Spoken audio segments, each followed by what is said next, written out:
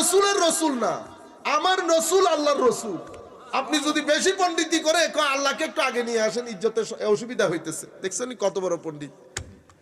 কোরআনের মধ্যে আসে নাই মুহাম্মাদুর রাসূলুল্লাহ ওয়াল্লাযীনা আমানু মা'আহু আশিদ্দাউ আলাল কুফফারি রুহামাউ বাইনাহুম মুহাম্মাদুন রাসূলুল্লাহ। রসুল আগে না, আল্লাহ পরে। আগে মুহাম্মদ, অতঃপর রসুল, অতঃপর আল্লাহি। এখন আল্লাহ পরে আসছে না, তা আল্লাহ পরে আসছে, আপনি কি বলবেন? দেখছেন কত বড় সুন্নিরা রসুলের নাম আগে নিয়ে আসছে।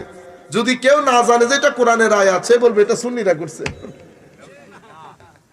কি আজীব একটা মাহৌল তৈরি হয়েছে। লা তুকাদ্দিমু বাইনা ইয়াদা ইল্লাহি ওয়া রাসূল ওয়াত্তাকুল্লাহ। এখন বলেন তো দেখি, এটার সাথে তাকওয়ার সম্পর্ক কি?